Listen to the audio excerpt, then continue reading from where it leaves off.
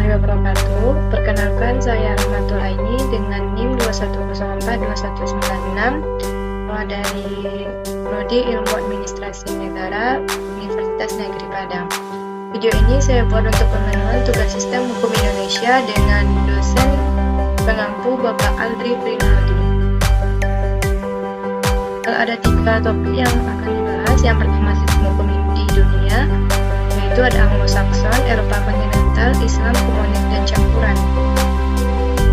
Dan yang kedua ialah sistem hukum yang dianut di Indonesia. Yang ketiga, struktur hukum di Indonesia. Yang pertama, sistem hukum di dunia. Yang pertama ialah Anglo-Saxon. Kata Anglo-Saxon berasal dari nama bangsa, yaitu Anglo-Saxon, yang pernah menyerang Inggris kemudian ditaklukkan oleh Hertog Normandia William. Nama Anglo-Saxon sudah digunakan sejak abad ke-18 untuk menyebut penduduk Britania Raya, yaitu suku Anglia, Saka, dan Dion. Sistem hukum Anglo-Saxon adalah suatu sistem hukum yang didasarkan pada jurisprudensi, yaitu keputusan-keputusan hakim terdahulu yang kemudian menjadi dasar keputusan hakim-hakim selanjutnya. Sistem hukum Anglo-Saxon ialah suatu sistem hukum yang didasarkan pada jurisprudensi, di mana cenderung lebih mengutamakan hukum kebiasaan, hukum yang berjalan dinamis, sejalan dengan dinamika masyarakat. Sistem hukum ini diterapkan di berbagai negara seperti Irlandia, Inggris, Australia, Selandia Baru, Afrika Selatan, Kanada, dan Amerika Serikat. Dalam sistem ini, peran hakim sangat luas. Hakim tidak hanya menetapkan dan menafsirkan peraturan hukum, tapi juga membentuk seluruh tata kehidupan masyarakat. Dan hakim juga bisa menciptakan hukum baru yang akan menjadi pegangan bagi hakim-hakim lain untuk menyelesaikan perkara sejenis. Intinya, dalam sistem hukum memutuskan suatu perkara, seorang hakim harus mendasarkan putusannya pada prinsip hukum yang sudah ada dalam putusan. Sistem hukum ini mempunyai kelebihan dan juga kekurangan. Kelebihannya yaitu tidak tertulis, memiliki sifat yang fleksibel, dan sanggup menyesuaikan dengan perkembangan zaman dan masyarakat. Hukum yang diperlakukan adalah hukum tidak tertulis atau common law. Namun ada juga kekurangannya, yaitu unsur kepastian kurang terjamin dengan baik. Karena dasar hukum yang digunakan diambil dari hukum kebiasaan masyarakat atau hukum adat. Tidak.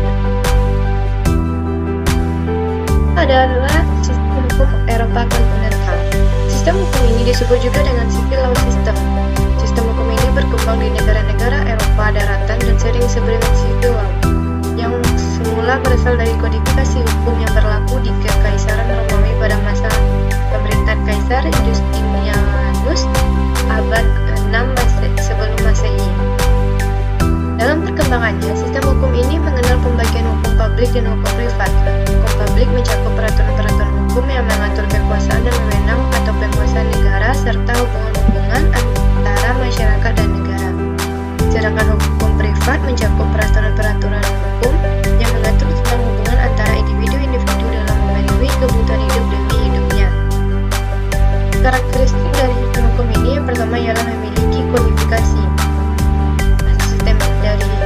Sistem dari hukum ini adalah memperoleh kekuatan mengikat karena diwujudkan dalam peraturan-peraturan yang berbentuk undang-undang dan tersusun secara sistematik dalam kodifikasi. Yang kedua, hakim tidak terikat pada presiden, yaitu penganut sistem Eropa kontinental memberi keleluasaan yang besar bagi hakim untuk memutuskan perkara tanpa perlu meneladani putusan-putusan hakim terdahulu. Hakim menggunakan aturan yang dibuat oleh parlemen, yaitu undang-undang sebagai pegangan. Selanjutnya ialah sistem peradilan bersifat inkuisitorial. Maksudnya ialah hakim memiliki peran yang besar dalam mengarahkan dan memutuskan perkara. Hakim aktif dalam menemukan fakta dan cermat dalam menilai alat bukti.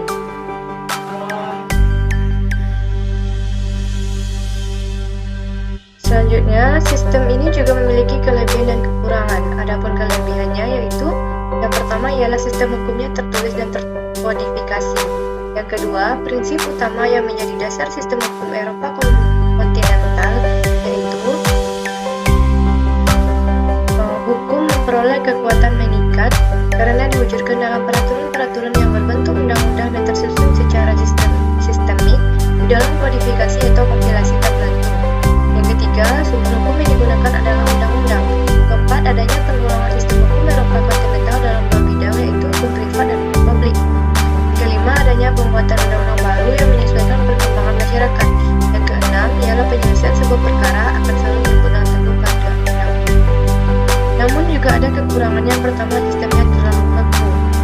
kedua, hakim hanya berfungsi menetapkan menafsirkan peraturan dalam batas-batas kewenangan. Selanjutnya ada hukum Islam. Hukum Islam atau syariat Islam adalah sistem kaidah-kaidah yang didasarkan pada wahyu Allah dan sunnah Rasul mengenai tingkah laku mukallaf yang diakui dan diyakini yang mengikat bagi semua pemeluknya. Hukum Islam di Indonesia terlihat dari dua sisi. Yang pertama, hukum Islam berlaku secara yuridis formal atau dikodifikasikan dalam struktur hukum nasional. Yang kedua, hukum Islam berlaku secara normatif, yakni diyakini memiliki sanksi atau padanan hukum bagi masyarakat Muslim. Jadi, hukum Islam ialah suatu hukum yang berdasarkan ketentuan-ketentuan yang telah ditetapkan oleh Allah yang terdapat dalam kitab Al-Quran dan Rasul yang terdapat dalam hadis, lalu disebut dengan syariat atau pemahaman ulama terhadap ketentuan kitab fikih yang disebut dengan ijtihad, yaitu untuk menata hubungan manusia dengan Allah, manusia dengan manusia, dan manusia dengan benda. Hukum Islam bersumber pada beberapa hal. Yang pertama Al-Quran, yang kedua Sunnah, yang ketiga ijma', dan yang keempat qiyas. Adapun ciri khas dari sistem hukum Islam ini yaitu yang pertama bersumber pada wahyu Allah yang disebut dengan Al-Quran, juga sunnah Rasul, dan ijtihad. Yang kedua, ketentuan-ketentuannya didasarkan pada akhlak dan agama. Yang ketiga, sanksi terhadap pelanggarannya adalah rangkap, yakni sanksi di dunia dan sanksi di akhirat. Nah, yang keempat, tujuannya agar masyarakat tentram di dunia. Selanjutnya, sistem komunis. Komunis merupakan sebuah ideologi dalam ilmu politik dan ekonomi yang muncul dan berkembang sekitar 1840-an. Dalam konsep negara, komunis adalah gagasan-gagasan negara tanpa kelas. Kemudian komunis berkembang menuju aliran sosialis yang lebih radikal. Negara komunis merupakan istilah politik yang digunakan untuk mendeskripsikan bentuk pemerintahan suatu negara yang mengandung sistem satu partai dan mendeklarasikan kesetiaan kepada komunisme. Contoh negara-negara komunis yang masih ada sehingga sekarang ialah Republik Rakyat Tiongkok dan juga Vietnam. Namun dari sistem komunis ini juga memiliki karakteristik yang menjadi hal utama dari ciri ideologi komunisme ini ialah tidak mengenal Tuhan atau ateis. Selain itu, kebebasan rakyat dalam berpendapat dibatasi dan juga kebebasan individu tidak diakui. Namun, sistem ini juga memiliki kelebihan dan kekurangan. Kelebihannya yaitu semua orang dianggap sama, lalu lebih mudah mengendalikan pengangguran, inflasi, dan keburukan, dan juga jarang terjadi krisis. Ada juga kekurangannya yaitu tidak hanya kepercayaan terhadap Tuhan. Maksudnya tidak ada kepercayaan terhadap Tuhan. Yang kedua, mengurangi motivasi individu untuk menjadi lebih baik. Yang ketiga, monopoli pemerintah dapat merugikan masyarakat. Dan juga masyarakat tidak memiliki kebebasan serta HAM tidak dihargai. Selanjutnya, sistem hukum campuran. Hukum campuran merupakan berbagai elemen hukum ilegal yang terdapat dipaparkan di atas. Hukum campuran dikenal juga dengan sebutan hukum pluralistik, yang menggabungkan beberapa sistem legal seperti hukum sipil, hukum adat, dan hukum agama. Hukum campuran banyak ditemukan di negara bekas jajahan, di mana selepas kemerdekaannya masih mempertahankan beberapa elemen hukum kolonial dan menyesuaikannya dengan konteks masyarakat saat itu. Sistem hukum campuran bisa ditemukan di negara bagian Lausiana yang menggabungkan antara hukum sipil dan common law. Demikian juga Afghanistan yang mencampurkan antara hukum sipil, hukum adat, dan juga aturan syariah. Nah, yang kedua, sistem hukum yang dianut di Indonesia.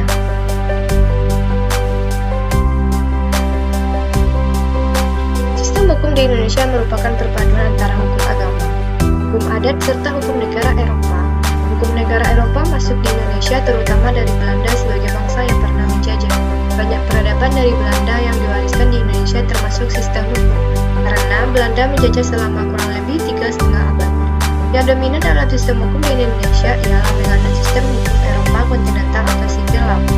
Dapat dilihat dari sejarah dan politik hukum, sumber hukum maupun sistem penegakan hukumnya. Indonesia sebagai negara yang menganut sistem hukum Eropa kontinental, eksistensi peraturan perundangan sangatlah penting, karena bila dikaitkan dengan asas legalitas yang berarti setiap tindakan pemerintah harus memiliki dasar pada peraturan perundang-undangan yang berlaku. Indonesia disebut menganut keluarga hukum Eropa dikarenakan beberapa hal. Yang pertama, menggunakan kodifikasi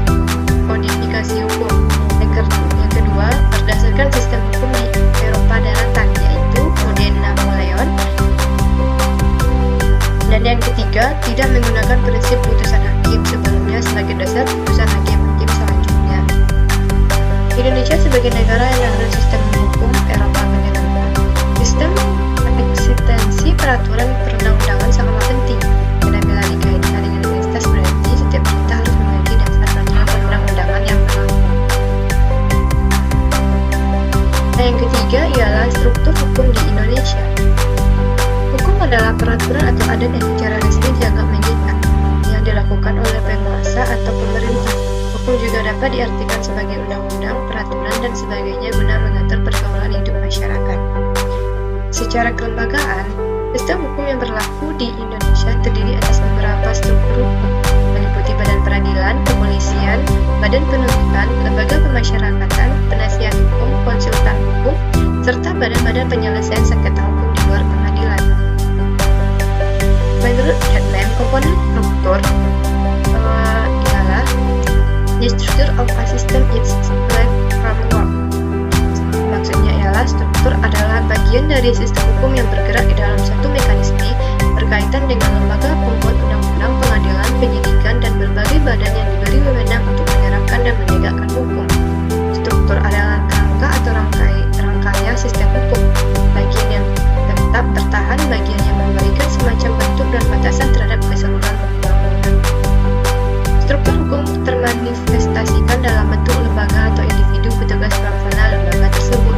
Lawrence Friedman memberi contoh struktur sebagai Mahkamah Agung Amerika Serikat dengan 9 hakim agung di dalamnya. Struktur hukum ini termasuk di dalamnya struktur institusi hukum seperti kepolisian, kejaksaan, dan pengadilan. Struktur hukum merupakan institusionalisasi dari entitas hukum. Contohnya adalah struktur keputusan pengadilan yang terdiri dari pengadilan tingkat 1, pengadilan banding, dan pengadilan tingkat kasasi, jumlah hakim, serta integrated justice system. Nah, komponen struktural adalah bagian dari sistem hukum yang bergerak dalam suatu mekanisme, contohnya lembaga pembuat undang-undang, pengadilan, dan berbagai badan yang diberi wewenang untuk menetapkan dan menegakkan hukum.